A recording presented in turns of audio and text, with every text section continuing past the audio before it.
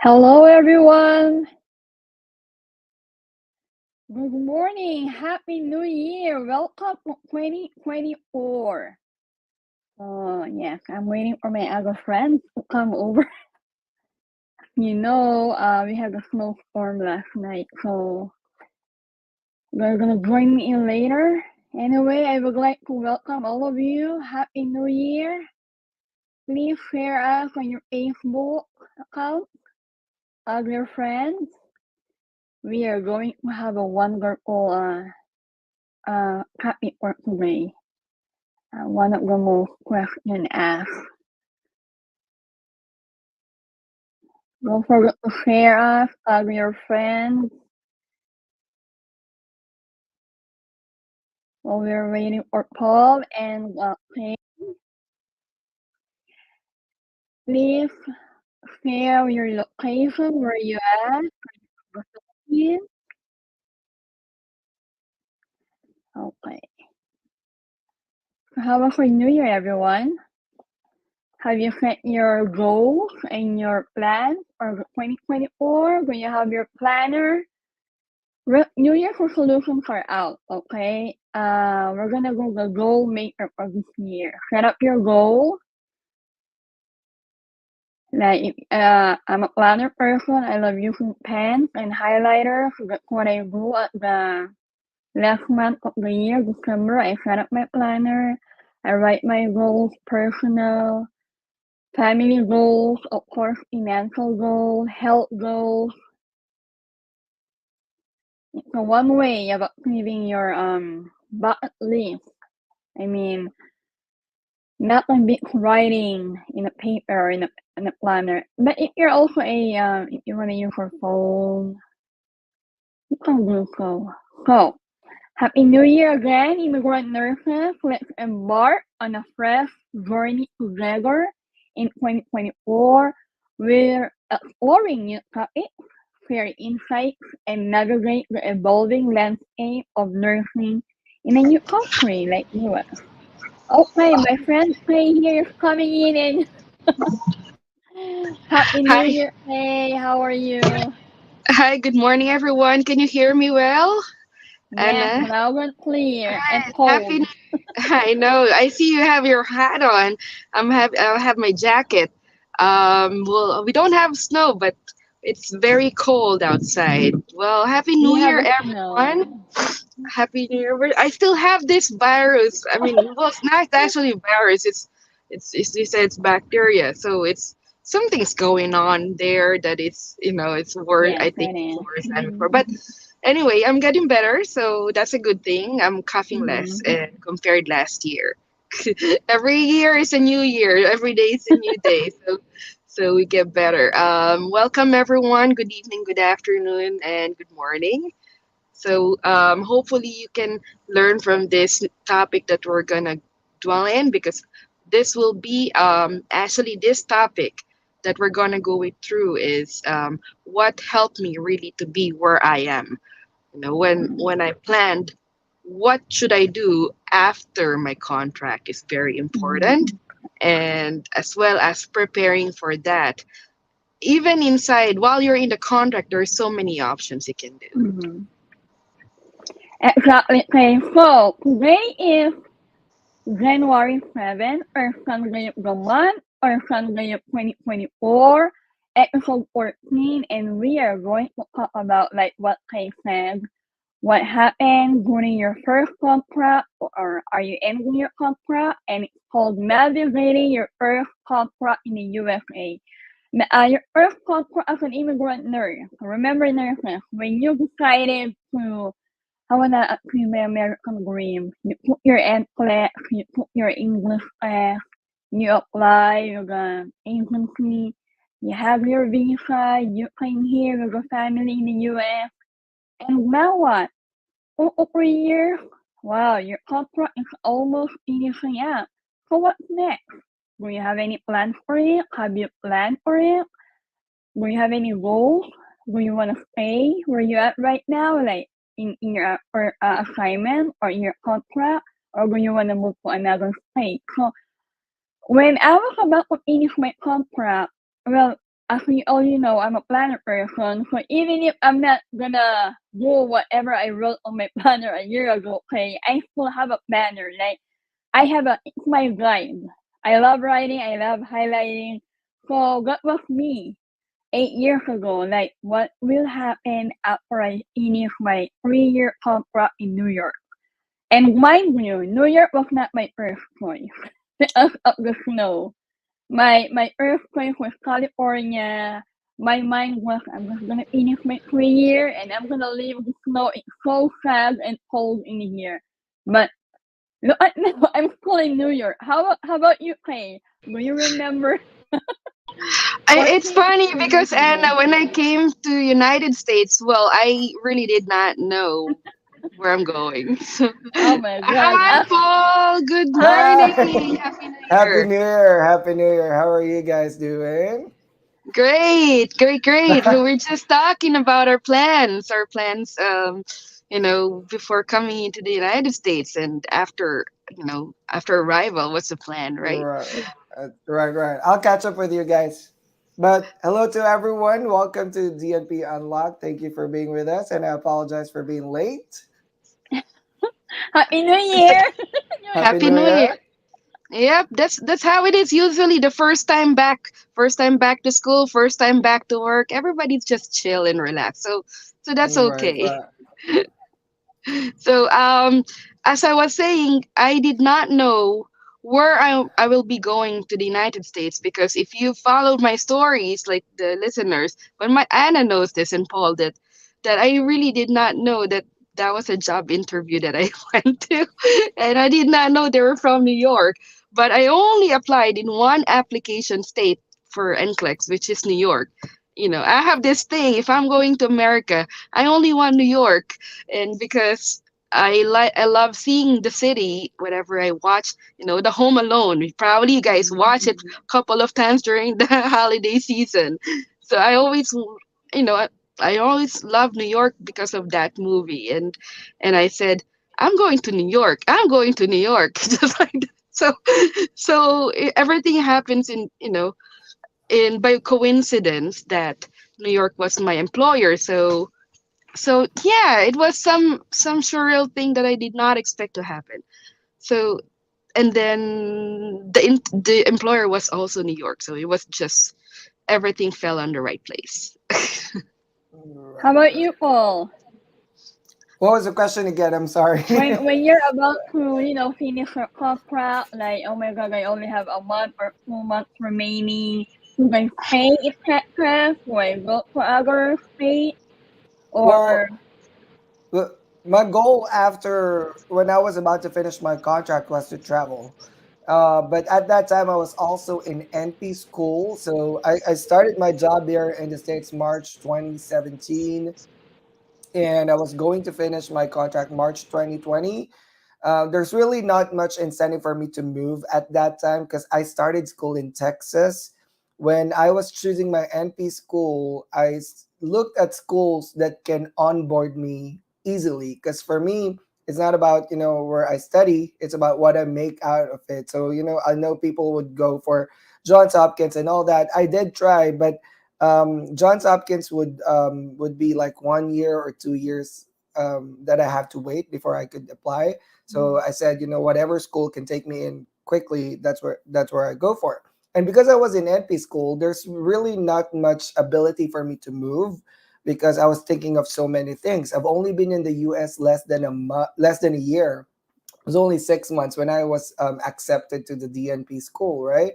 At the same time, I was also still adjusting culturally. I was still also adjusting financially, because the expenses are all upfront, right? You have to spend for all your stuff at the beginning.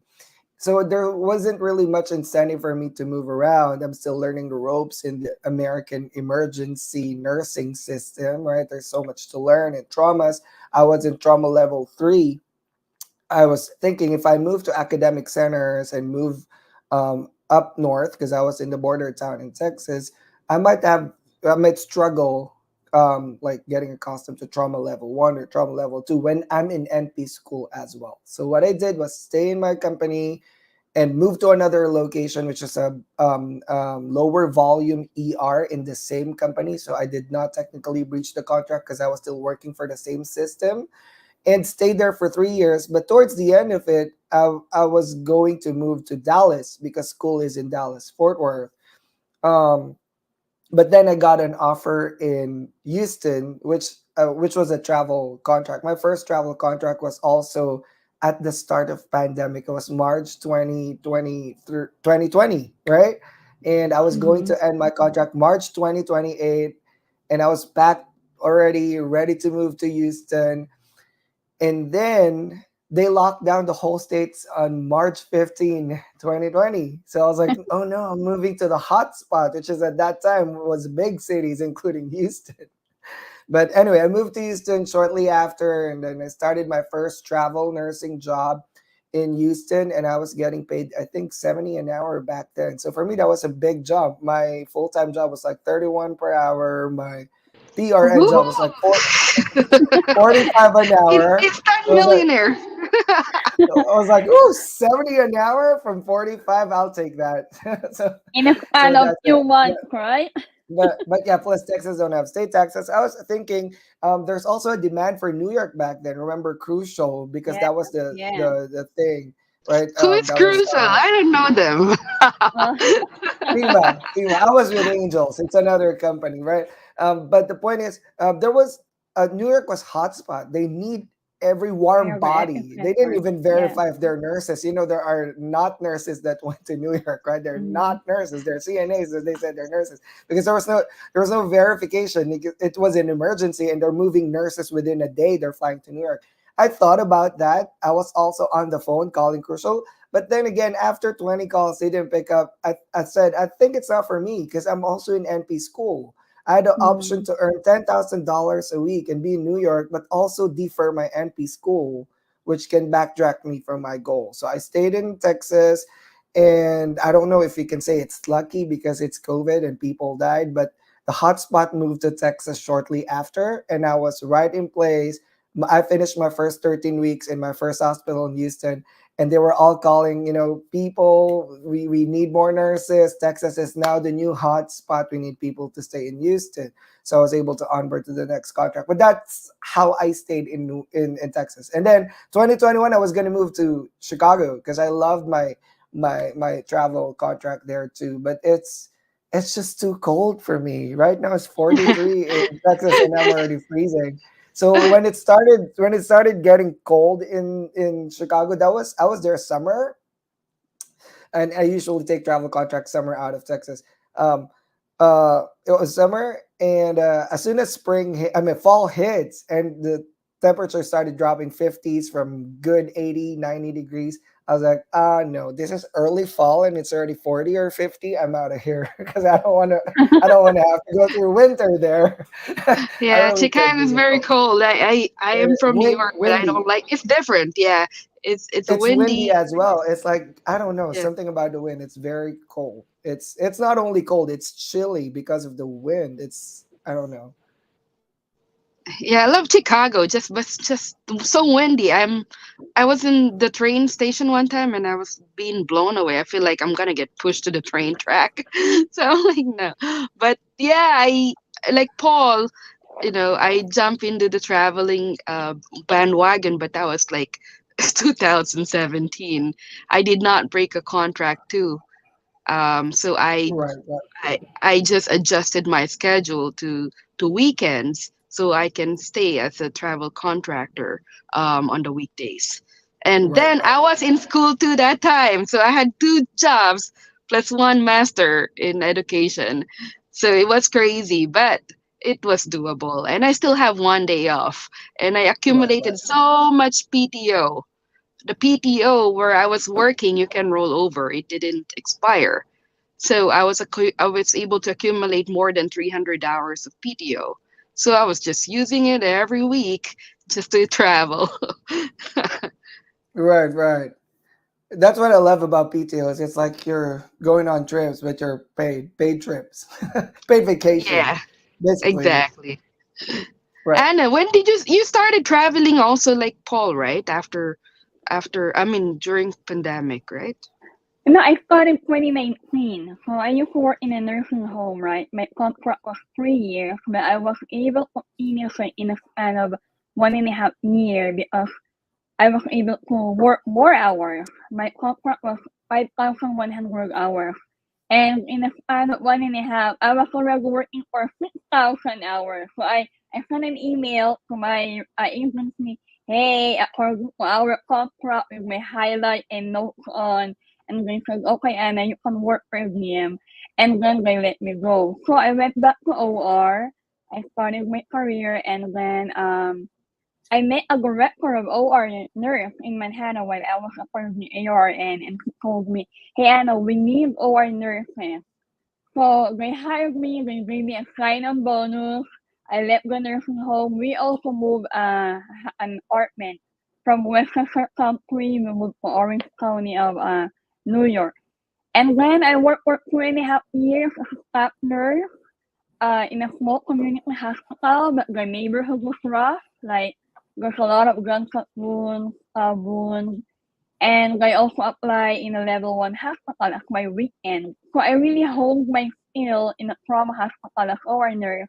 And then I went to traveling 2019, the best decision I ever made. So I've been traveling for 4 years now, but now I'm ready to settle down. Right, right. That's good. And congratulations to your new home and staying put in Yeah. one area. Staying put in one area. Well, I moved too many times over Yeah. the span Right. of many. Nothing can Well, beat pay. Pay is like the real definition of nomad. right, right. I mean, Travel we're still nursing hacker moving. after all. Right, Yeah, Yeah. right. when you have, moving, like, we're talking about what you're gonna do, where you're gonna move. So that was our biggest question before, like where we're gonna move. It's not only about me, but because of I have a spouse that will have to change jobs as well. So it was really a decision making for us, tough decision making, where we're gonna be because of the jobs that are there. If I move there, will there be jobs for my husband? If he pick the job there, will I have job as a traveling nurse? Will the kids have a lot of options for school? Will they have good options actually? So there is a lot of variables as your life gets complicated. Like Paul, initially he was single, but then he started school the same time that he was working. So we call it local attachment. So that you Right, won't right. have a lot of flexibility because you have local attachment.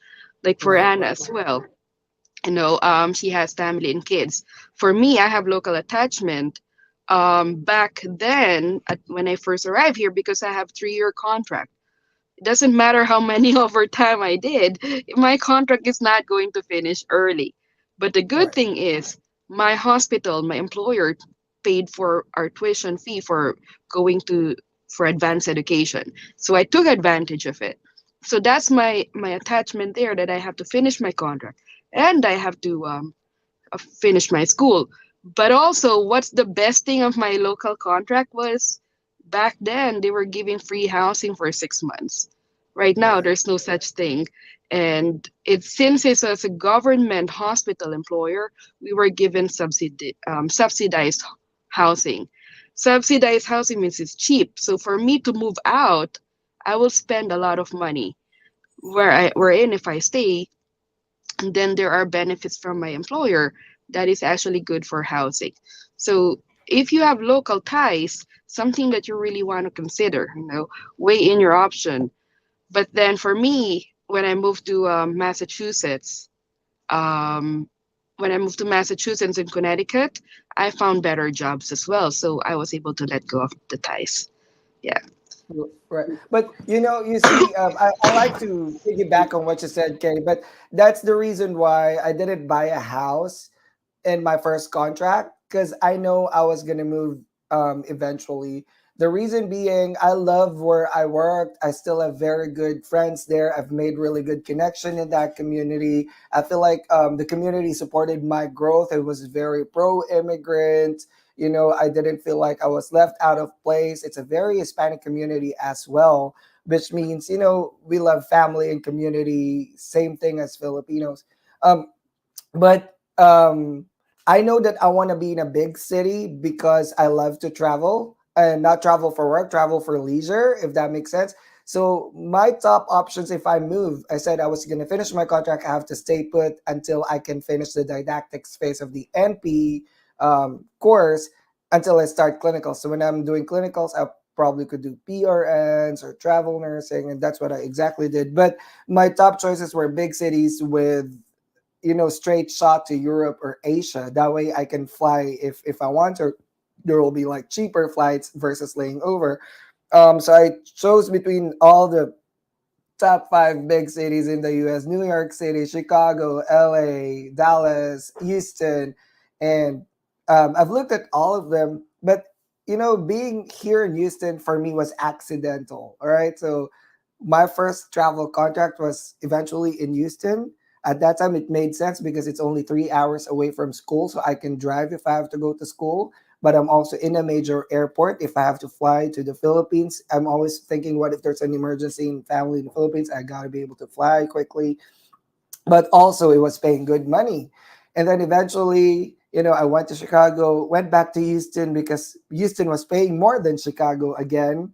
And then went to Hawaii and then went back to Houston again. So eventually I had to buy a house here because I've been here for a bit and the interest rates are starting to go up. I was like, this is the best time to buy a house before the interest rates go back to normal because, the interest rates went down for mortgage during the COVID. So I figured, I have to time it now. Otherwise, I'm not going to be able to buy a house in the future. And I really didn't want to buy a house. For me, it's a big commitment. But my being in Houston is accidental, but probably this is where I was meant to thrive. But hey, I'm only 37. So, you know what I mean? This is temporary. It's not my forever house.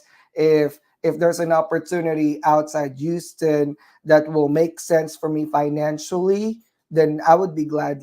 I'll be happy to move. So that's it. But during my first contract, it made more sense for me personally to stay where I'm at because I'm in school as well. So I couldn't move a lot because the school is also stressing me out.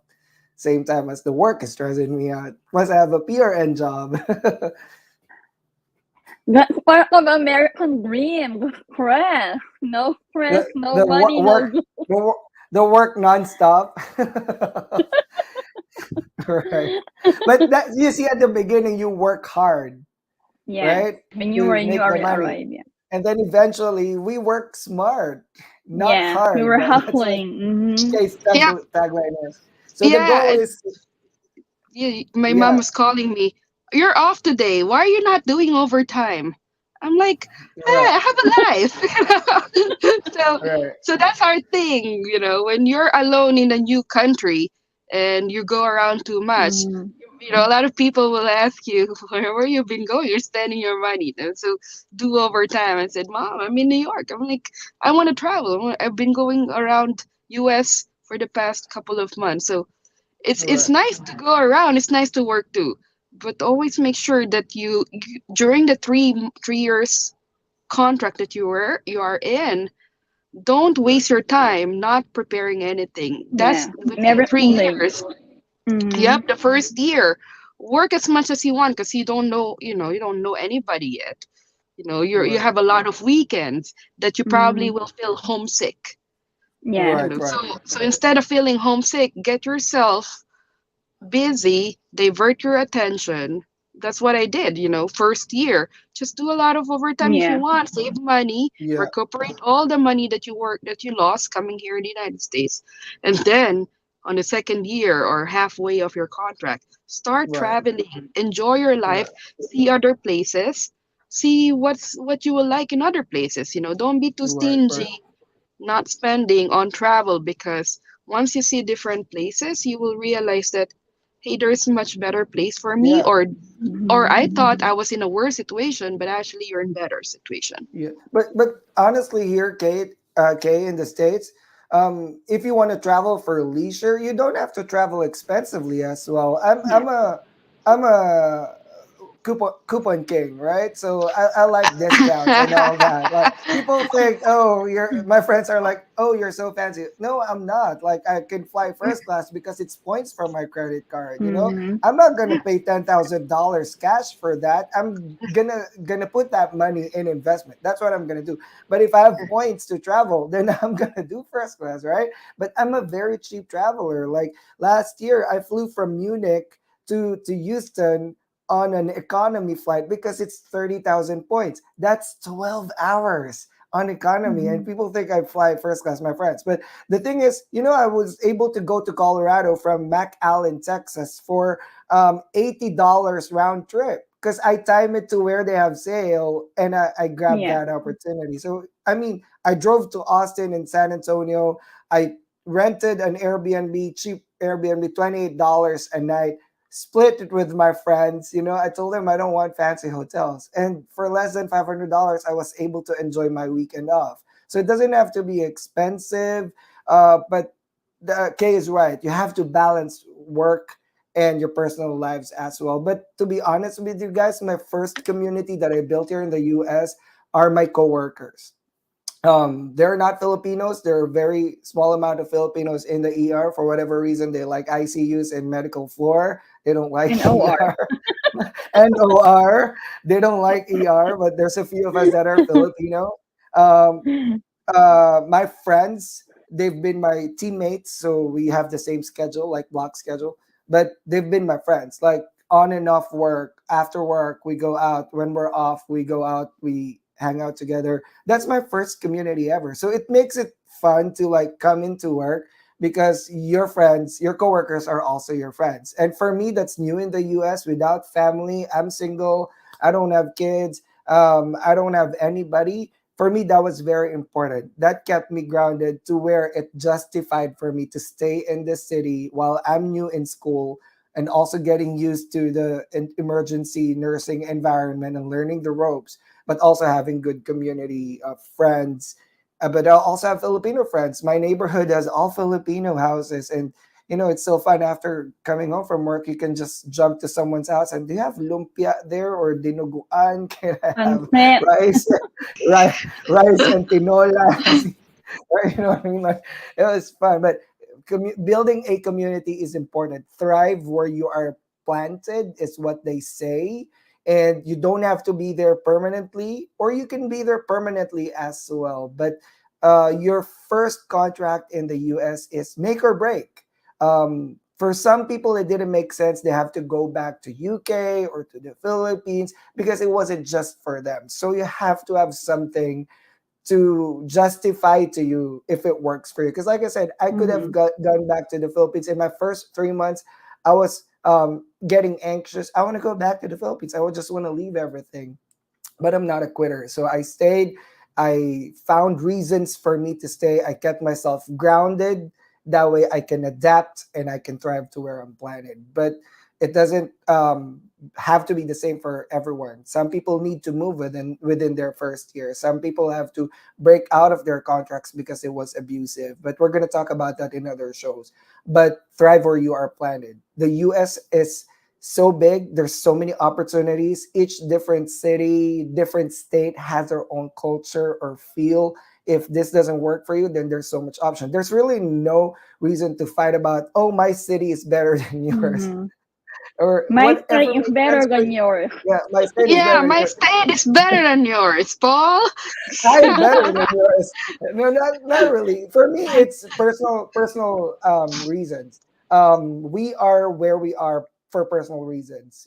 As long as you're happy, as long as it makes sense for you financially, for your financial goals, as long as it makes sense for your family, as long as you have a house that you can live in or Mm-hmm. a community that you're attached to, that's all that matters. And that's very important as an immigrant because you're moving your entire life to a new country, to a new system, to a new set of culture. And I mean, if you're in big cities like New York City and here in Houston as well, LA and Chicago, the big cities here in US are very different than big cities in Europe. All right.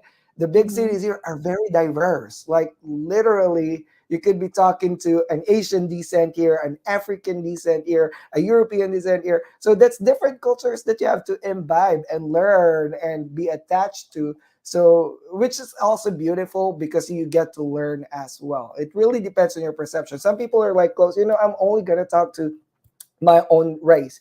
I'm only going to talk to Filipinos because I really can't adapt. But maybe that works for you. But again, your first contract is make or break for you. Some people I know, Kay and Anna, and some of my friends have been placed in a city or town with only 10,000 people. I keep joking that if that was my ER, I would have known everybody already because our ER Yeah. would see 200,000 a year. So I was like, I feel No. like if I get there and I work in the ER, I know the whole community. Like literally, as the patient comes in, I know your history, I know what you're coming in for, I know your medications, I know if you're gonna get admitted or not. So I'm gonna start triaging you if that's a small city like that. So because I work in the ER, ER we see everybody. But for me, it's not gonna work for me. I told my friend it worked for him because it was he was trying to get to administrative level and get that experience so he can move to bigger hospitals, which Mhm. eventually worked for him. Hello to Brian if he's listening. And now he's a nurse director somewhere in Phoenix, Arizona, which is good. That was his ladder of success. It worked for him. But for me, it wasn't going to work because um, I'm going to lose my mind if I'm in the middle of the desert and I couldn't do anything. Because it's way west of Texas, where the nearest big city is 8 hours away. So something like that. But it worked for him. And I admire him for that because now he's living the life of his dream. So it's really different. Kay has her own path, Anna has her own path, but we're all in the same direction. We're all just trying to make it work for us and for our families so we can live a life that we're comfortable with, so we can live a life that we can be proud of, so we can live the lives of our dreams. Wow, To those are our personal experiences. Very, moving. I mean, from all perspective as a single, from my perspective as a mom, as well as Faye, those are very moving experiences that we're able to share with our viewers. Sorry po cut you up, Faye. I just want to say hi from our viewers. Please keep sharing us for your Facebook, for your friends, even if you're only in the Philippines or you're starting to or for your American dream. It's never too late. I mean, I have a lot of messages received last night. Mom, we're looking forward for your traffic because we're nearing our contract and we didn't thought of this. Like, oh my god, only few more months and we're done. So we're gonna say hi to from Philippines, Jensen Ilocos, from New York also. Yeah, I hope you start blowing. And from California, hello kay you and Priscilla, Happy New Year. And congratulations, Happy New Year. Yes, Faye, what were you saying earlier? Oh, Happy New Year to all. Happy New Year. It's funny because I saw hello from Ilocos. Hi. Paul is being stingy. Paul, are you Ilocano? Am I Because I am. Ilocano? Yeah, I am Ilocano. They call me fake Ilocano, right? Because I'm like you. I'm stingy too. But no, it's not really stingy. It's being thrifty and being smart with your money. I, So I think it's being practical. yeah, Yeah, I'm practical. not I'm not an Ilocano, but yeah, my first 3 years, I told you guys, I rented a room for $500.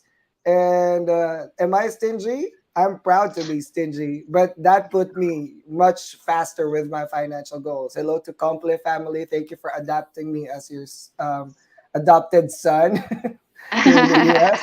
First 3 years, I rented a room. I never bought a house. I never rented a big apartment. For me, the room works for me. Mm-hmm. It was much smaller than my condo back then in the Philippines, but that's what works for me. I wanted to be financially um, independent eventually because starting in the US is difficult. Plus, my thought is if I get my own apartment, if there's an emergency, how would anyone know? Like, Yeah, How when you would pass anyone know that out. I'm missing? That I have a knock on wood, pulmonary embolism, and it was a widowmaker, and I'm dead in the room for 3 days. I'm running there. It's different because Mm-hmm. I'm an immigrant in the Philippines. I know my mom would try to look for me and call NBI if they Mm-hmm. couldn't find me, right? But it's different when you're in the US. In fact, I started sharing my location to my friends too, just in case, because I travel a lot, I drive a lot, I go everywhere. They'd be like, "Why are you in the park? What are you doing there?" Nothing. I'm just sitting here watching the ducks in the pond. But at least I know that they're looking after me as well. Because I was single. It's different when you're single. The anxiety is very high because you feel like, "Am I gonna thrive here? Is this my community? Am I going to meet people that will connect to my goals or like would understand me as a person?" I feel like it was difficult for me, to be honest with you guys. That's why I had anxiety attacks and panic attacks eventually, because I feel like I'm going back to start. And when you're a person that is extroverted, that is, you feel like you're fully achieved in your previous career, and then going back to start is actually anxiety producing, right? And also my background, my gender orientation, right? Sometimes it's difficult for me to connect with people because I don't know what they're gonna think. But after all, this is US, so they're more forgiving with that, right? But honestly, it's more of me going back to the bottom of the food chain, and I don't know what's gonna happen. It's like, I don't know if I'm gonna thrive here, but I'm gonna thrive. But eventually, I made friends. It was fun. We went on trips together. We hiked mountains. We almost died in Colorado while hiking the Having fun. mountain because we underestimated the low oxygen level up there, and we started running, something like that. um but it was fun. So that was enough for me to stay in the city where I started. It's a very small community, Kay and Anna, but I had a great time. I still have friends. I still visit them. My puppy came from there, from the border town in Texas. If you see those border towns in Texas in the news where migrants are coming in, that's where I worked. Exactly, that's where it is. Oh Um, wow, but that's yeah, that's heavily secured place, isn't Mhm. it? And we get patients that have rhabdomyolysis because they walked the border for three Wow. days, or have femoral Wow. fracture because they jumped over, or have Mm. drowned because they crossed the river. We get those patients, yes. We're No, good thing you 15 Wow. miles mentioned from that. the US You border. know, good thing you mentioned that, Paul, because the geolocations of this patient. If you're a person who wants to enhance your experience in that kind of situation or in Mhm. that specialty, going to those specific location actually will help. Like for me, going northeast coast, a lot of people here fall during Yeah. winter. Mm, Green You card. know, mm. you Yeah. will see a lot of trauma, you will see a lot of orthopedic cases Yeah, here. orthopedics. All right. Yes, Yeah. Uncle. Right and uh, left. replacement, right? Because Say- accident Yeah, in the road because it's winter, right, they right. hit their cervical spine. So if Yeah, you are actually a person trauma. who's actually want to um want to experience those kind of cases because that's your weakness, so going to those places actually might help because of the abundance of cases. Right, right. And Okay. Are back you back then, ready? it's okay. I'll talk about it next time. But you see, Joel here has a comment. Nurses can also join military. Actually, yes. Mm. If you want to Yeah. join military to serve the U.S. government, yes, and they can actually give you expedited route for citizenship, right? Yeah. I was about to say. Um, Yeah. yeah. Mm-hmm. And if you're actually less than 26 years old, let me tell you this, because I applied for school and they asked for my service. What's this? SSI or something. Social service or something, like if you've served in the military, because it's required. If you arrived as an immigrant before 26 years old, they're going to ask if you served in the military, I think, right? But luckily, I came here at 30, so that's my exemption. Eventually, when you apply for schools, get some FAFSA loans or get some scholarship grants, are going to ask that paperwork. So just to keep in mind, for those people that are coming here before 26 years old, they might ask from you a notification or a paperwork if you've served in the military. I think being a nurse is an exemption because nursing jobs, we have severe shortage. So you can say I Mm-hmm. didn't serve the military because I'm a nurse, but don't quote me on that. But yeah, I looked into that before joining the military when I was single. It was funny because my uncle is a Navy and he was actually destined in, stationed in Afghanistan during that time. It was 2000 and I believe that was around 2008. So he encouraged me try joining the Navy. You'll be in the hospital, trauma hospital.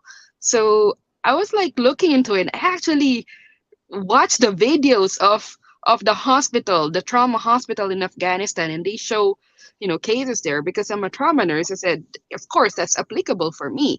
Mm-hmm. Um, but I don't know, it scared me because I said it's still Afghanistan. They said, well, is it the most, the most safe location in the world is being in the hospital, even in Yeah. during those war Mm-hmm. zones. yeah, true. I think it was fine back then, but today I don't know. I don't want to go too Right. into politics, but we all know that something happened in the hospital in Gaza, and it's not really Yeah. good. Yeah. And I pray for those nurses there. But again, it takes a lot of courage and dedication to go there, but it comes with, rewards when you work for the Free government. med school. Mm-hmm. Yeah, free med school, right? Some of Yeah, the in ER trauma doctors that I've worked at are were actually from military and they didn't carry loans or probably have very, very little loans because they served in Mm-hmm. the military. And I mean, it's a very good exposure for trauma, right? Because that's all you get. Yeah. Yeah, and you thrive because of the resources also that you have. So it's That's it's true. really good. For me, I think overall it's really good, especially when you're young, in my Hmm. opinion. But sometimes because that time I had my son already. So and I was a single mom, so I'm like, I don't know if I would really want to do it. I have a heart for it, but I also want to look after my son. So there's a lot of things that you want to consider. After your contract, there's a lot of opportunity. Military, going private, advancing your Mm-hmm. career to nurse practitioner. Prison, Yeah, nurse practitioner, right? prison, yeah, Prison, rehab, correctional, right? Correctional, I correct. believe are getting paid high, Work from but it doesn't home. Yeah. right? It doesn't come though with easy job, of course. We all know. We That's all true. know that. What else? There's flight nurses. Correct. Okay. And there are Nurse. nurses today, there are nurses that used nursing as a stepping stone so they can fulfill their lives outside nursing here in the US. Because, you know, once you get the immigrant green card, you finish your contract, it unlocks the doors for you. Are you done with nursing and you want to move to tech? You want to move to Yeah. arts? You want to move to being a social media influencer? But they Yes. use it, you know, it unlocked door for them, and that's what we're doing in the DNP Unlocked. We're actually letting nurses know that there's so much opportunities. But honestly, guys, we need nurses, right? In bedside, in administrative positions, in academic positions, in Yeah. clinical. But seriously, here in the US, it's so much opportunities. After all, US Unlimited. is still one of those countries in the world where everybody wants to go to, even Europeans and people from all over the world, because there's just so much opportunities. And you know, here in the US, if you make it big, you made it big. Like money is there if you know where to find it, if you know how to sell your skills, or you have a niche ability, you can sell it and people will buy it. Yeah, it's hard to move out of your comfort zone, but actually when you move out of your comfort zone, that's where you will really grow. And one thing that I want to point out here about the advanced career that they have, the trend, the rising trend of career path for nursing is towards technology, healthcare technology, nurse informatics. So those are actually good spots that we don't hear this often in other places, but actually it's a very good stepping stone to a lot of people who loves technology, how to make things easy for nurses. And the good thing is, the nurses being in the nurse informatics, it gives a voice for us how to make use of our technology to make our lives easier. So it's really good for a lot of people who are innovative. Right, right. Okay, so we almost discussed the topic, but we have to still do it. We're gonna go over it. Okay, first, when I was in the Philippines, like what I said, I love writing. I love putting in my planner. So on my pathway to my American dream, I finished my NCLEX, my IELTS. Now I started working. Originally, my California was my choice because I have family there. My husband have a family there. But then I was transferred in New York, and then my mind was only okay, Anna, only 3 years, only 3 years. After that, you're gonna move to California. But then, like what I said, I was able to finish my contract early, and I worked in a nursing home, a graduate nursing home. And then I started going back to OR. I applied in ambulatory surgery in between. And then when I was totally free from my agency, I went back to OR and I went back to the hospital. I moved also places. So like you guys, like I said, while you were in a contract, you have to make a plan. You don't have to wait to finish it. So you have a plan A, B, C, D, E, F, G. So because I have a daughter, I want to stay in New York, but not in a city, but not in a province area. So like somewhere in between where I can transfer and move around. And you know what? Best decision ever for our plan of going to California and to stay there. We forgot about it. And I've been here for 8 years, and we bought a property in PA. It didn't work out. We also like got very small community and more snow. And I don't really drive a lot, so I prefer commuting. I love subway, right? So I said we'll stay in New York, and finally we decided to buy a house. So last night I received a lot of messages saying our topic for today is very timing, because we realize, oh, we don't have a plan yet after the first ever contract that you're about to finish. So can I go over with our first topic, like reflect on your experiences? I know we got some of it, like all and play. So when I was about to finish it, I have a diary. I love to write. I reflect on my experiences as an immigrant nurse, and it was not easy. I came here 8 years ago in New York. No family, no friends. I don't know anyone. I left my husband and my daughter to my in-laws in California.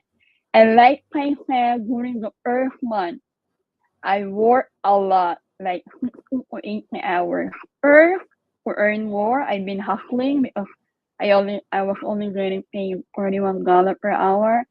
Second, to combat my homesickness, because I miss my daughter, I miss my husband.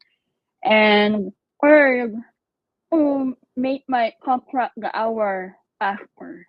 So I use those times. And then I tried to look for my own apartment, and after 2 to 3 months my family came here in New York and we live in a small apartment. So nurses, reflect on your experiences, your professional growth. Like, what did I learn while working in this nursing home as my stepping stone, or in a small hospital? What are the education that I gained professionally, academically, and your skills? And you have to reflect like the people you met around your job. I know maybe that was not your first choice.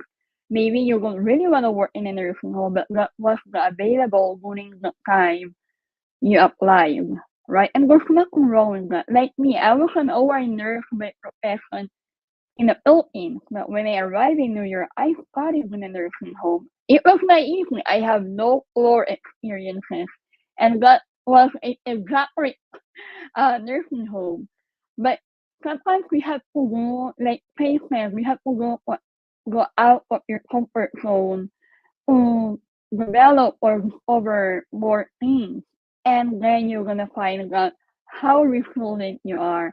Being an immigrant nurse, you will discover a lot of things, not just the new country, the US, but for yourself also, how resilient you are, how strong you are because you have goals, you have family, you have plans, you have big dreams, you have this American dream. And remember, nurses, when you were in the Philippines, you worked hard a lot. But from finishing up your nursing school, from passing your local board, for passing the NCLEX exam, or passing the English test, the medical, and then the approval of your US visa, right? So from the Philippines, while achieving these requirements, your resiliency, the hard work, you're starting to hone it. And when you arrive in the US, you will continue it. So there's nothing wrong while you were in a contract to reflect. Don't be like, Miss Anna, I'm gonna think about that when I'm gone. I don't even know. I think saying I don't even know or it is what it is, later I'm gonna plan, it's it's not a little helpful, especially when you have a family, when your mom or your dad and you're supporting your relatives back home. So reflect. I mean, write it. What went wrong? What went good? What did I learn with this contract that I hate at first? And what I discovered. And also cultural adaptation. I mean, back home, I came from the Philippines. We have a very different upbringing. We celebrate different holidays. We have different perspective when it comes to dealing with workmates, with your superior, and when you work in a navigating the new healthcare system in the US. You know, that will help you also reflect on those times. I really want you to dive in. You know what? Coming here in the US humbles me. Like it may be a big realization. Like, hey, you are your own. Don't worry. It's not gonna be easy. It's not gonna be a work in a park. No one's gonna hold your hand while you're struggling talking to other workmates with different nationalities, with different accents. But hey, you have goals, you have plans, you can make this work. And before you know it, you're finishing up your contract and all your goals that you wrote or that you planned or that you imagined when you were in the Philippines or starting your American dream, it's becoming a reality. So remember, reflect on your professional growth, reflect on your cultural adaptation, and the challenges that you face. I mean, it's a part of achieving your American dream. The challenges in terms of, navigating the new healthcare system, the education, the insurance, dealing with other nationality, and raising a family. Like I have a daughter and a husband when I arrive here. I have to take care of them also. But then I discovered that it's doable and there are a lot of resources. And lastly, while reflecting, looking ahead, what's next after I finish my contract? Should I stay here? Should I move out of state? Should I look for another job from nursing home to hospital or hospital to clinic? Like we were talking about earlier, there are massive opportunities in the US. There are no limitations except your imagination. So I encourage you, if you're about to finish your contract, if you're nearing your contract, or if you're still in the Philippines starting, make a plan, reflect on your goals and your plans, and of course, always arm it with prayers, and always remember your why you started it, and wherever you are right now, maybe you're not happy with your assignment, with your contract, it will be over soon. And be strong and never give up. So go for make happy nurses, reflect on your experiences. You will be amazed how far have you become. And thank you for Marvin. Hi Marvin, watching from somewhere else. And so go for my thing. How about you? Okay, I know you've been here before me, right? All I have got longest experiences or Yeah, but longest yeah, reflection. Right. Kay excused herself for a minute because she's Mm-hmm. gonna pick up her son. Oh, yes. So I think I'll take over for now. But thank you, Anna, for sharing that. Very important to really reflect on your achievements so far. Mm-hmm. Very important to always look and evaluate how far you've come. Mm-hmm. That's gonna be your motivation to keep going forward. Because sometimes we forget how much we did for Yes. ourselves and for Mm-hmm. our family. If there's one thing that I want to share that I learned from therapy, is that sometimes we don't give ourselves credit. Especially us nurses, we're in the business of providing health care to people. We're helping them when we're sick. That's a very noble job that you really don't understand it until you're in the helping industry. Imagine having to take care of someone who is sick, that their family members couldn't do it, or their family members are not able to because they're not um, trained or educated to do it. That's a very noble job. And sometimes we don't give ourselves credit. We don't acknowledge how far we've come, how many people we've been able to touch and inspire and motivate, help heal.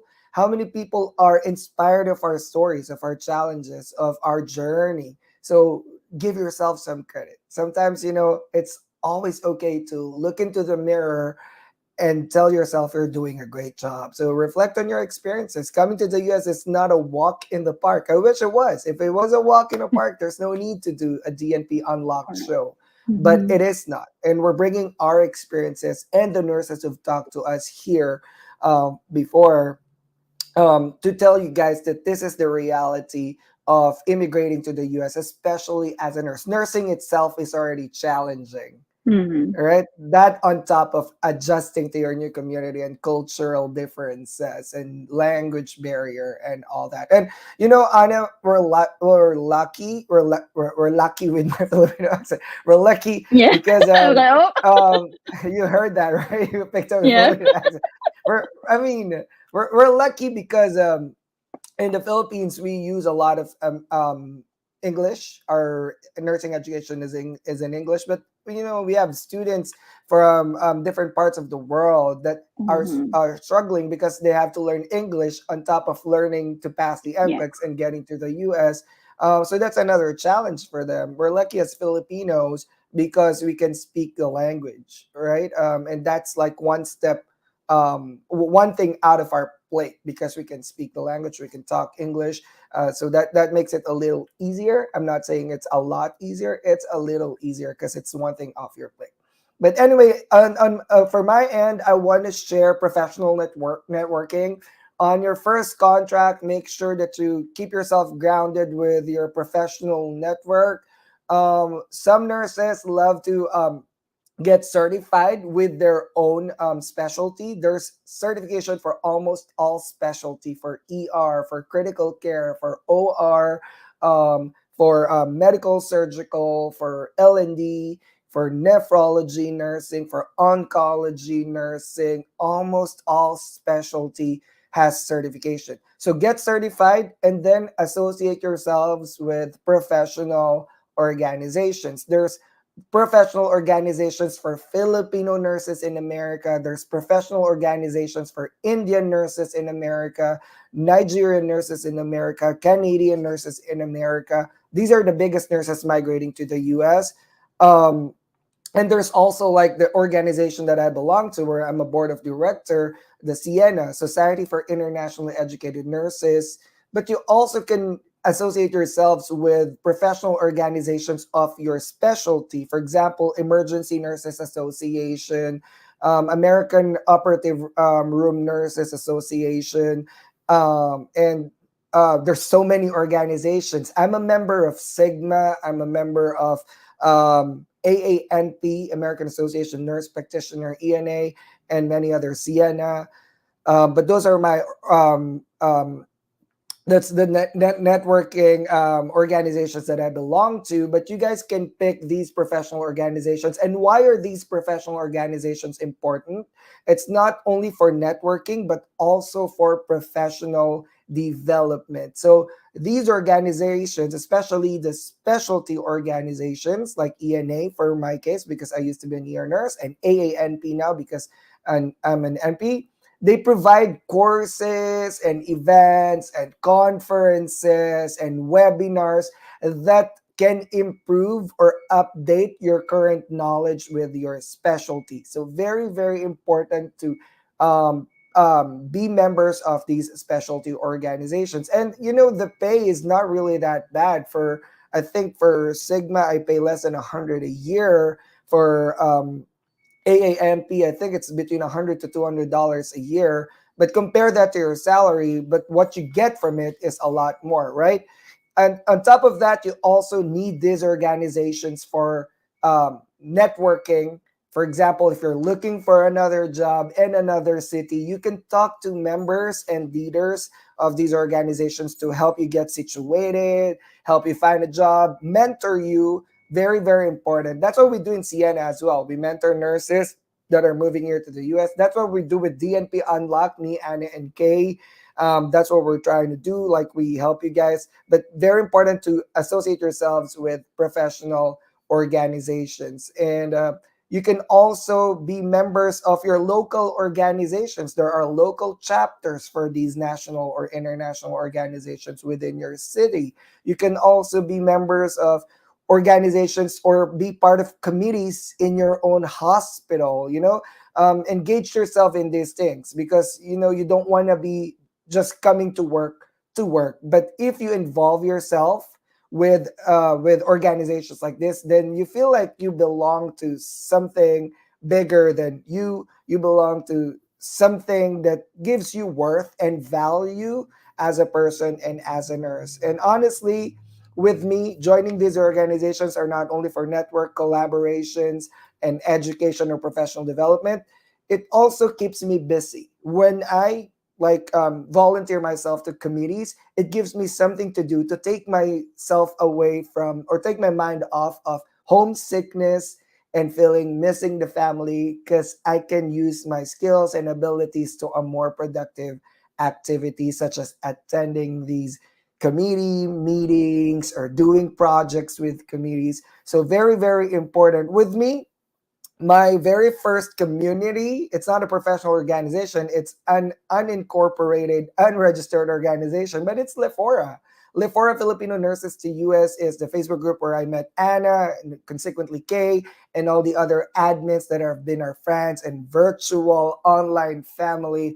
It's a community. It's a community where all of us can bring it together, bring our expertise, talk to each other, crowdsource information. That was my first community before I even came here to the US. And eventually my network expanded, but very important to be part of professional organizations, because, like I said, it's for networking and collaboration. Anna? Oh yes, I remember my Earth community also was Lephora.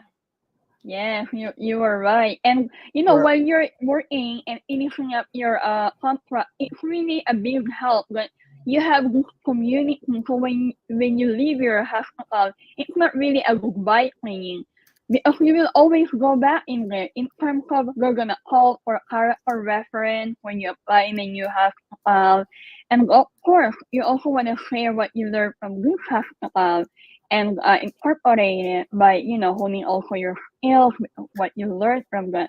So professional networking is a must-have, and Clay is back. Clay has a Yes. lot of networking. Oh right, my right. God. I'm very introvert before. I'm minding my own business. I was a traveling nurse for a long time. So but when I realized, like Paul said, and everybody and Anna said, networking is very important. Mm-hmm. Why? Because you will have to think, what will you do after your 3 years contract?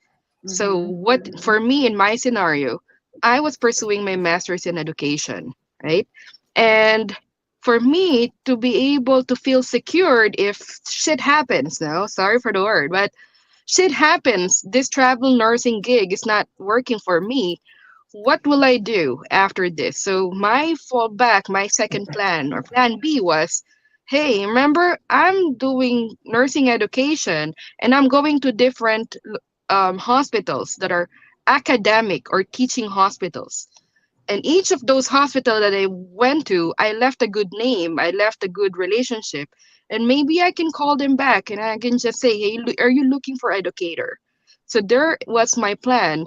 By building, not I was not traveling alone just for money. I was never traveling for money to start with, because back then traveling money was around 1800 a week. It's not even worth it. It's like the same salary as staff nurse. In 2007, 2008, that was the salary. So but why did I travel back then is because of number one, experience, and number two is network.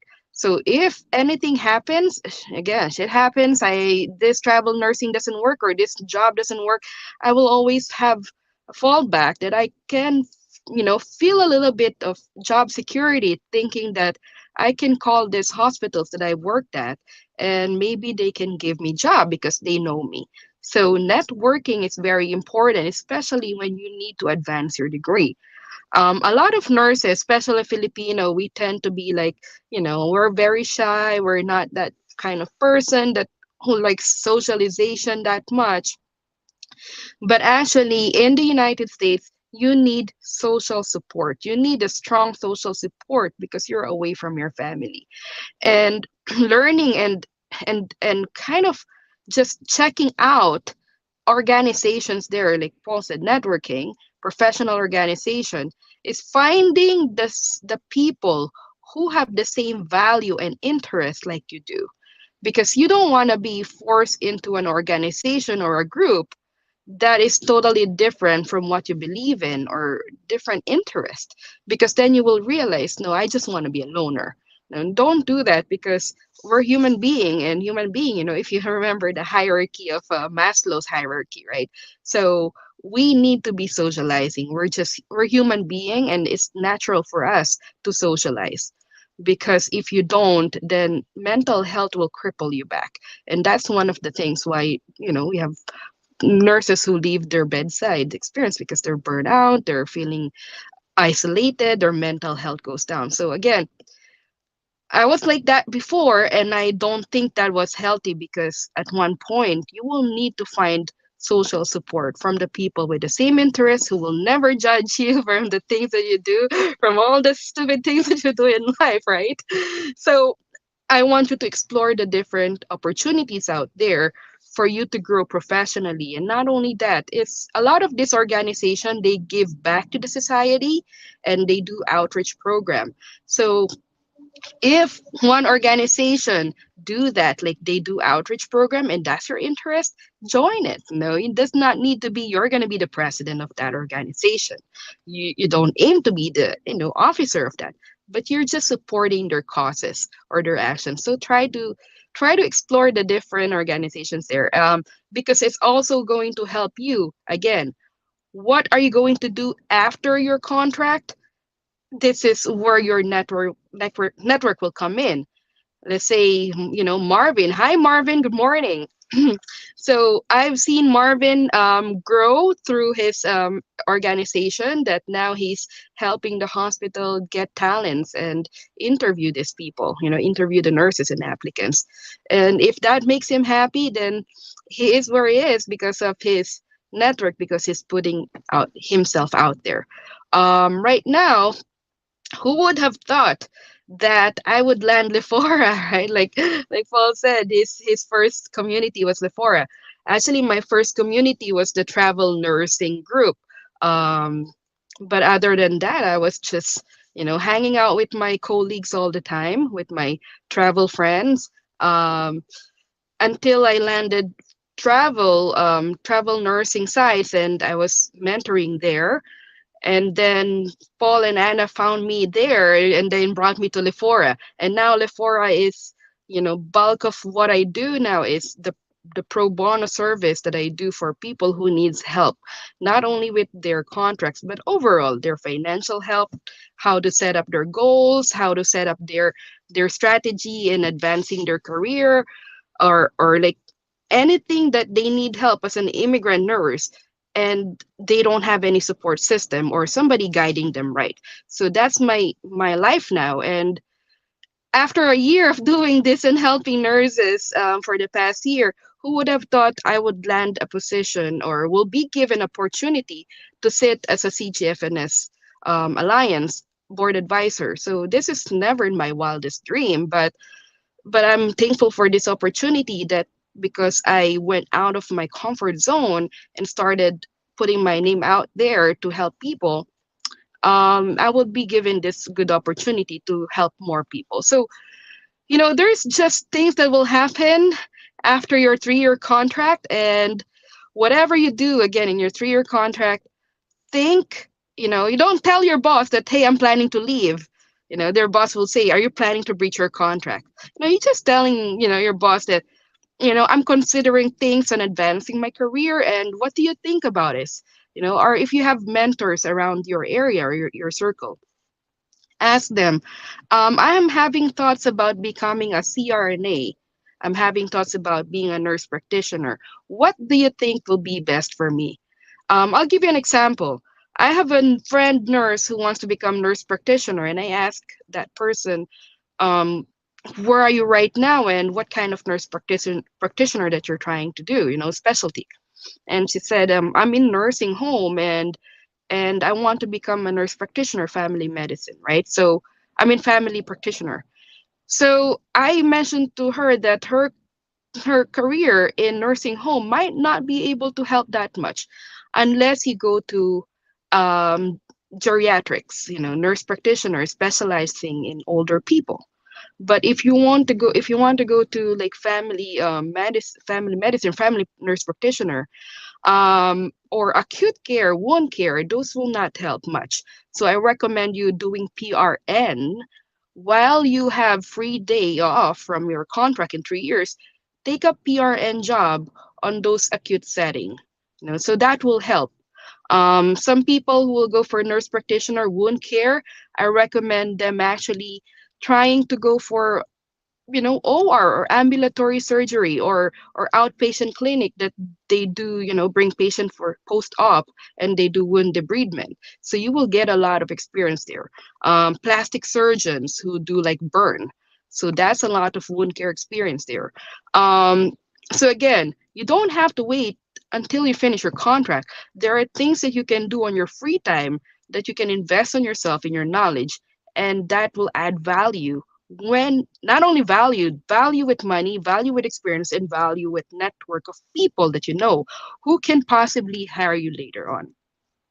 So again, start preparing those because there's so many opportunity out there. You want to learn, you want to think about things you're gonna do like within a year or halfway.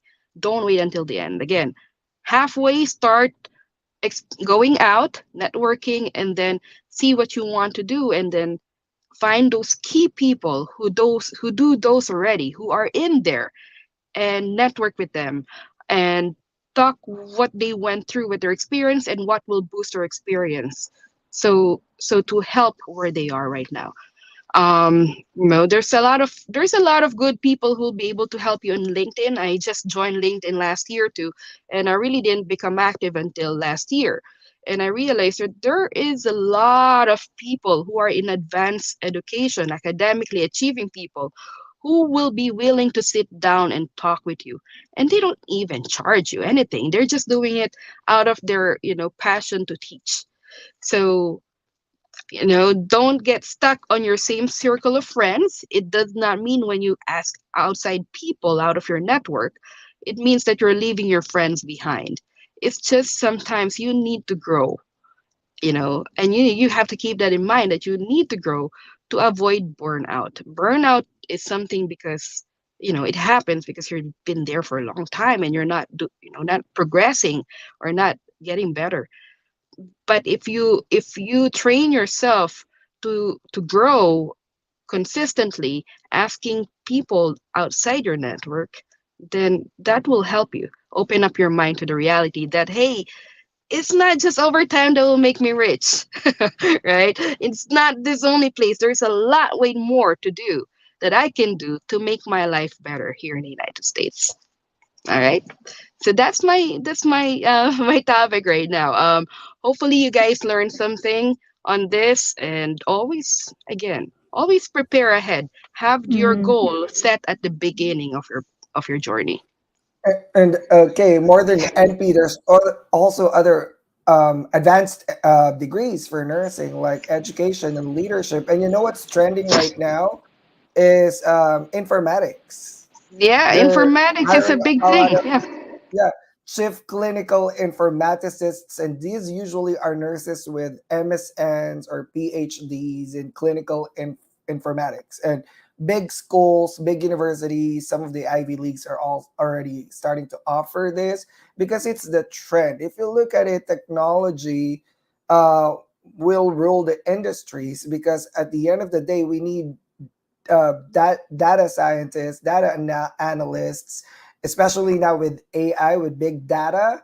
We need people that will be able to use that technology to turn it into something productive, right? Especially with nursing. How can we improve nursing with technology? So those are the things. There are so many. It's so hard to go through. There's one presentation that I did with my DNP show early this year. I mean, last year. This is New Year.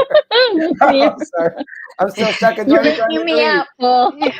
Yeah, Wait, do you yeah. have any other group, I Paul, that forgot. we don't know? Are you cheating on us? Oh my I God, finished my Paul. coffee. I finished my coffee. Wow. But there was a show that I did early last year, first quarter last year, 2023. I keep forgetting it's a new year. But I said there are, according to Johnson's and Johnson's Foundation, there are 96 specialties in nursing, and that was like from 2021, 2022. There are more specialties that are coming out, so who knows, might become 100, which means that's a lot of opportunity for us guys. Come over here, use your talents and skills, be Yep. part of the healthcare community, and do something great about your life, like always shared, the first contract may just be a stepping stone for you, but it Mhm. may unlock something bigger for you. For me, it was travel nursing and my advanced degrees. For Kay, it was more than everything that you could imagine as well for Anna. Yeah, or look, look for AFAM like that. There's a lot of things you can. You're at. Come here to the Right. United States. There's a lot of opportunity, and actually, there's one thing that I want to also mention about advancing career. A lot of people, think like going to masters in nursing. If you want to go, if you want to go for leadership, go for MSN. There's a bigger trend now that people are going for MBA, Masters of Yes. Business Administration. So in MBA, you can be also a nurse in nursing position, administrative position, executive position with your MBA, and actually it gives more. For me, I think it gives more flexibility to move around. If you don't want to stay in the hospital, it gives you opportunity to move out in corporate. Let's say you want to work for a specific company. Let's say Medtronics, Stryker. There's so many, Covidian, BD, all this company who makes who supplies the stuff in the hospital. Baxter, I know a friend. Actually, she was my previous client from my photo booth business in New York. Hello, Alexis, if you're listening. So and she works for Baxter now. She geared towards the informatics side of nursing, and they're using their nursing experience there in their corporate. She used to work in, I believe, Memorial Sloan Kettering. It's the cancer center Mm. in New York, Alright. and she was Wow. able to use that into corporate. So there's a Wow. lot of things that nurses can move around. Legal nursing, hello my friend Maggie, she's very good Maggie, at please this. join us. Yeah, helping nurses who are having like board of nursing citations. So we have legal nurses, and there's a legal nurse organization association, right? That you can go if you are being cited, or you were having problem with your with board of nursing, or somebody's going after you, suing you for malpractice negligence. There is legal nursing organization that can help. Um, so that's one also that I actually saw a nurse who turned into a lawyer. So Mhm. so there's a lot of things that you can do with your nursing degree. So don't get stuck with it. There's so many here in the United States. Maybe later on, me and Paul and Anna, maybe we'll do nursing finance. We'll Yeah. create a Um, curriculum. I'll be honest with you guys. I'm actually looking into master's degrees or post graduate degrees for AI in healthcare or data science. But Mm. I started talking to like UT Austin, but I'm not like the time constraint, because when you're in advanced degrees, Anna knows this. She's in master's degree right now. It's not just something you just go through. You have to pay attention to it and spend time with it. So I think I still want to enjoy my freedom. The doctorate school was still brutal for me and still fresh. It's been only 2 years. But yeah, but something like that. I'm also looking at MBA. I actually started looking for PhDs in business administration or PhDs in data sciences or MBA degrees in Europe. I'm looking for a scholarship. Who knows? I might be flying to Europe soon. We'll never know, right? So, There you but stuff go. like Yeah. that. But Yeah. there's so many opportunities. Yeah, especially when you're young and single, it's very good. When you're on 20, it's very good to invest on your education, advance your education because it's an investment that you're going to use for the next 30 years. If Mhm. Right. this Mhm. will cost you right now about 80,000 to pay for a tuition fee, or if you get scholarship, it's great. But if you have to pay for it and it will accrue you like tuition, how much did you pay for for your doctorate, Paul? How much was the total? All right, so I'm under a loan forgiveness program from the Human Health Services. So they're Mhm. paying for it, but I have a service contract I have to teach. All right, so I haven't started it yet, but the loan program is not under my name. It's under the federal government's name. So if you run my Wow. Good. my credit report, I don't have student loan. But yeah, so that's one of the programs for nurse practitioners. There are public loan service programs. There are grants and scholarships. If you are doing PhDs, you mostly would likely have a grant, which means you probably don't need to pay for your school at all. So, yep, so many opportunities for advanced degrees here. If you're doing healthcare, know that the government, the Department of Human Health Services, have so much offers, especially if you're staying clinical because they need nurses and NPs in clinical. They might pay for your school. All right. So that's it. Yeah, it's costly for this if you pay out of your pocket.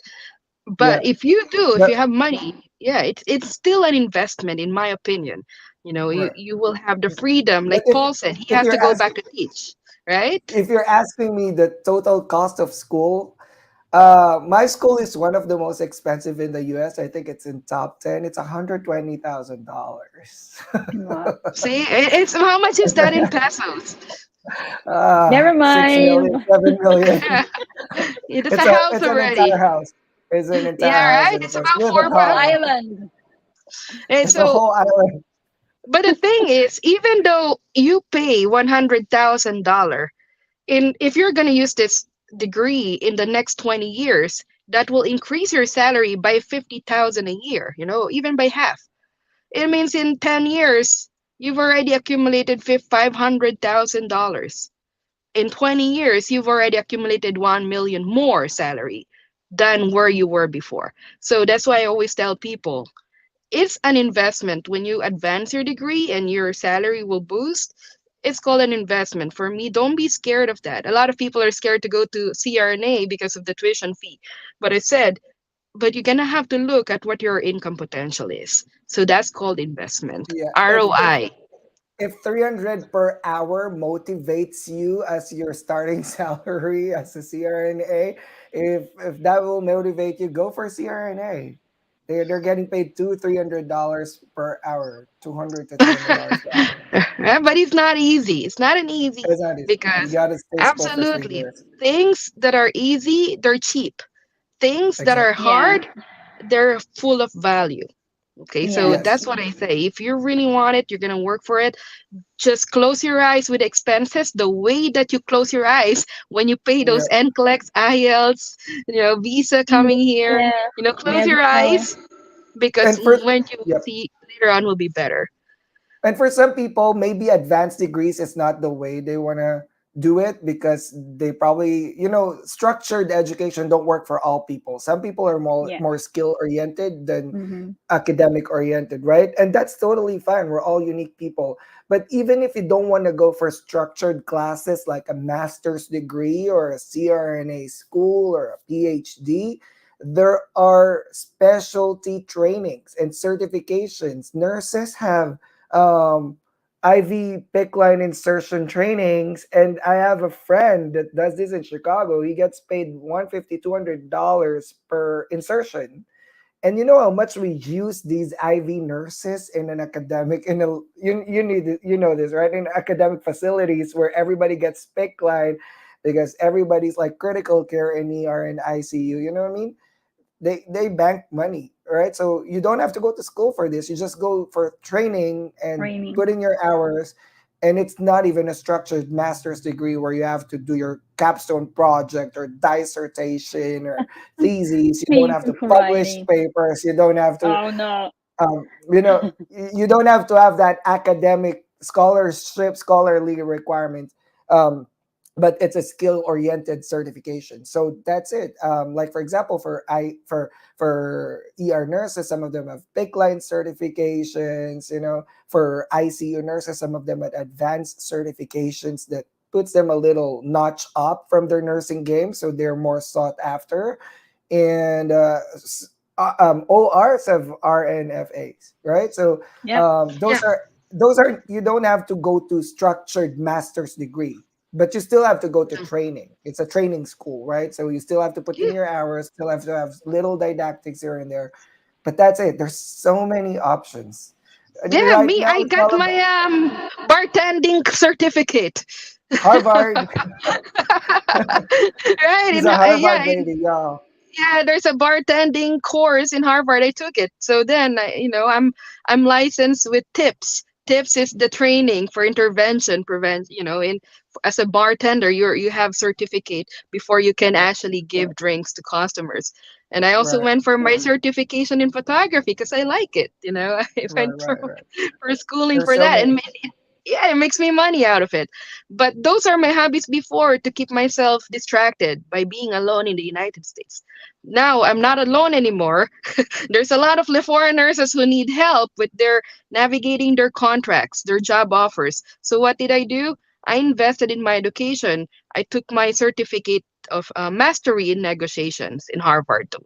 So doesn't mean that am I a lawyer? No, I'm not a lawyer, but I can help you navigate because I've been a contractual nurse for 17 years. In travel nurse for 16 years. I'm like reading and eating and breathing contract every 3 months. Right? I'm Right, moving right. every I'm moving every almost every 2 years. So, like Paul, I did not go directly to DNP or, to doctorate, but I did a different route. Now I'm helping people in a different way. And it's called navigating these contracts and job offers for you guys. So that's why we're here. That's why we joined Paul for his DNP to help you, get through to the successful life here in the United States. Right, right. Okay, those are very meaningful and useful tips and experiences that we shared. And now I'm receiving a lot of messages like, "Ma'am, how to be you?" No, that's what be to be like us. Mm. Be better than us. That's why we Yeah, are you're gonna here. be you. Yep. Yes. So we are here. We are unlocking. We are being disruptive, and we are sharing our nerve perspective. Make the most out of it. I mean, take notes and plan ahead. Planning is the key. Don't say it's like every New Year you have a New Year resolution. I'm gonna start my diet when January 1, right? And look, it's January 7 now. Where you at? So It's don't seafood be like diet. this. It's seafood. Everything you see, you eat. That's a seafood diet. Right, right. so, I want so a seafood diet too. I'm watching my weight. I'm watching it grow. So anyway, but yeah, thank you, Anna and Paul. For guys for sharing your journey. Each of us had different journey. Yeah. Anna now pursuing her master's as well in international school, and Paul finished already, and he has, Paul has less time than me here in the United States, but he's also already done with his doctorate and he's a nurse Correct. practitioner. Me, I'm still here, 18 years in the US. I'm still here, right? I have my with RN. the highest net worth. No, Yes. LAN. It's called LAN. It's a lazy ass. That's why I call it BSN RN LAN. And then when they ask me what is LAN, it's called lazy ass nurse. It doesn't work until 75 years old because I want to work hard. I mean, I want to work smart than hard. So then I want to should retire we young. Yeah, should we because create should we create an LANA? LAN, Curriculum? right? Lazy So Ass Nurse Association, Yes. LANC, Lazy Ass Nurse Certification, certified. yeah, because not a lot of people wants to really, success for them is not either academically achieving, but it's good to invest in your professional growth, right? Right, But it doesn't mean that you're gonna be not, putting effort in other parts of your life. Success right, is anything that you start and you put as a goal at the beginning and you reach it. For me, that's right. what successful means. So whenever everybody asks me, "Okay, what do you think about this successful guy? What do you think he did?" Well, depends. How do you find success? Do you mean success by because he was able to achieve those professional titles? Was he successful in, with his financial goals, or was he successful with his personal goals? So Right, everybody will have different goals in their life. That's what you want to do right now when you're under contract. Set your right. goals, you know. That's true, especially with the new year. Very important to set your goals. The reason why Kay said, I've only been here for a few years, but I finished my doctorate because before I came to the US, I already know that I want a doctorate degree in the US. That's one of the major reasons I came here. But that was my goal. But the bottom line for all of us, all three of us, even with our diverse journeys, is we did what we think will make us happy Work for us. and Mhm. what we think will work for us and Mhm. our current personal situation. And that's why we're here today. We're fusing all our thoughts and experiences and our journeys together to tell you guys one certain message or one specific message, which is find out what makes sense for you, and that's like applying a nursing process. Assess what you actually need, what you actually want, right? And then from there you diagnose and you plan. That's your goals. What do I want to do? Like with my nursing career in the US, I've already been here 2 years. What do I want to do in the next 5 years? What do I want to do in the next 10 years, right? And then from there you write specific interventions or specific objectives of how to get you to their goals. And every now and then you go back to that. That's your evaluation. Mhm. So that's it. That's what we actually did. We did what made sense for us. All of us different journey, but all of us are here, happy, smiling, can spend time with you Yeah. guys. We're not at work on Sundays. That's why we're here in DNP Unlocked. That's a Cold. good thing, right? It's We free. used to work Free Sundays service. as nurses, but we're here for you guys. But we're happy with what we're doing. Yeah, that's what the most And important thing. You're happy with what you're doing. mhm, What makes Paul happy might not be what makes me happy. What makes Anna mhm, happy might not be the same thing that will make me happy. correct. What important is you set goals that you value the most, not what other Personally, people value. If other Exactly. right, people value their doctorate degree, their NP degree, their PhD degree, and you're not that person, then you don't have to push yourself. You know, right, right. And And it's I always always, I always tell my, I'm sorry, Anna. I always tell my nurses, my students that I mentor, and to everyone else. I always share this. Your greatest competitor is yourself. yeah. So the moment that you start comparing yourself to others and make them your baseline definition of success, you might be headed for bound for failure because all you're gonna do is compare yourself to someone else. No, look inside you first. Define what success is for you.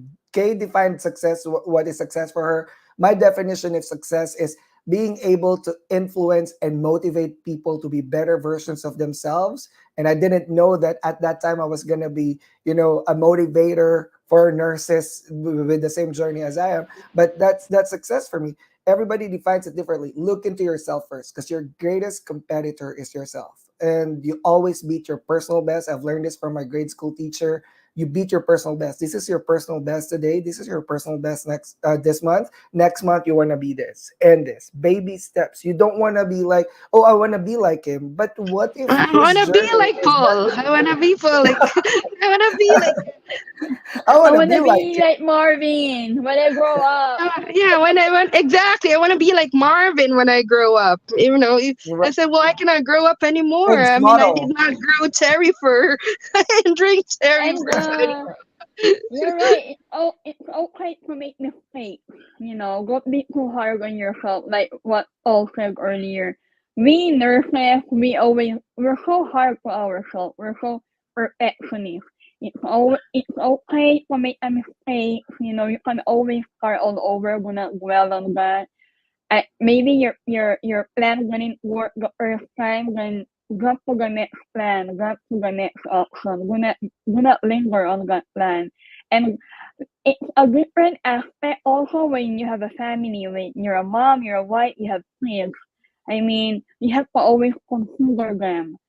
Risks are good, but take risk moderately because your kid will be affected by your spouse. I mean, someone messaged me last night, Mom, I've been dreaming about my American dream, but I feel like it ruined my marriage. And then we talk about it, why, what happened. And it turned out to be that she focused in one aspect only. I mean, you have to be a multitasker. You have to take a look in all aspects. You you dream of American dream for your family, not to ruin your marriage or your family. So plan ahead and always be kind and considerate because it's not easy. And like what my friend said all the time, we are here to help you, guide you by sharing our personal experience, good or bad. We're not gonna sugarcoat it. And so, for all, what's going to be our next topic for next week? for next week. Hold on, I forgot. It's gonna be. Oh, this is gonna be an interesting topic. We're gonna Yes. talk about. How do I do that?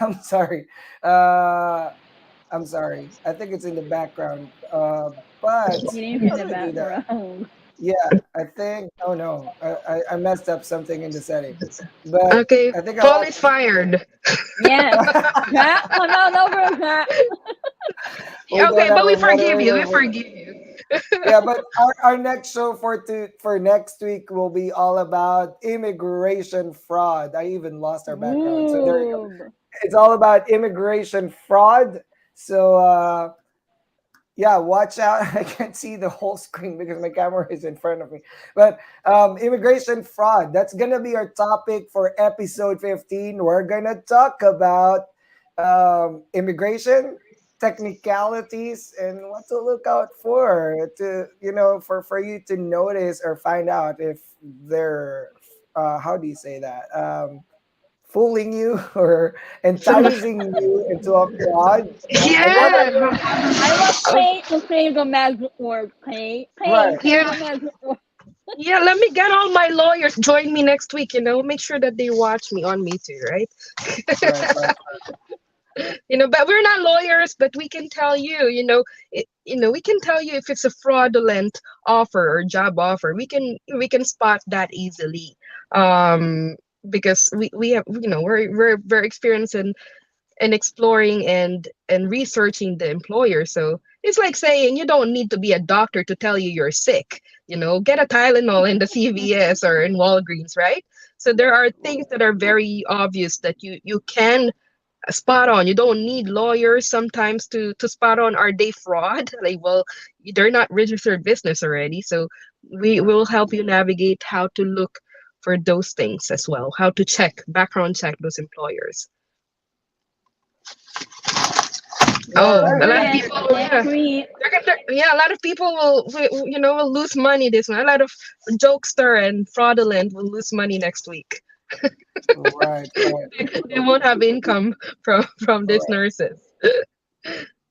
Yeah, they're gonna be a very interesting topic next week. So hope you Mhm. guys join us and all of us together work together to fight this exploitation and fraudulent recruitment practices that's happening. Right. And even It's if you're about time to already talk about it. working, yep. Yay! A- Let's talk about it. Nobody wants to talk Actually, about it. That's actually, why we're Anna, here. yeah, I just couldn't flash a calendar, but the immigration fraud is a three-part series. It's going to be Oh my episodes God, that's how 14, big. 15, 16. 3 consecutive weeks, we're going to talk about immigration fraud case studies, and reporting immigration fraud. We split it into 3 topics because, Really? we We're will gonna have a not be, case study? Oh my yes, God, Let's I'm do going. case study. Yeah, we're gonna case use studies, the Mrs. nursing way. Chase or what's that? Mrs. Chase, John Doe, Jane Doe, like those names. Yeah, So this is yeah, gonna be like your nursing case press, and you will be yes, able to yes. assess and All three of us will diagnose. present a case, and then you guys are gonna help us diagnose and find out if it's fraud and what are we gonna be doing. Okay, so it's Now this gonna gonna be be fun. fun. This is gonna be multiple choice. This is the first time we're doing that case studies. It's gonna be fun. Yeah, case Is it studies exactly. is Because it like this is SATA? yeah, case study is your clinical term for being marites. You know. Yeah. So that's Gossipers. Yeah, that's what it means. Yeah, but Right. it's gonna be fun and interactive. But that's it. We'll see you guys in DNP Unlocked every Sunday, 8 a.m. Central Time. Bye. Happy New bye all. Have a Year! good year. Yeah, happy new year. Bye bye.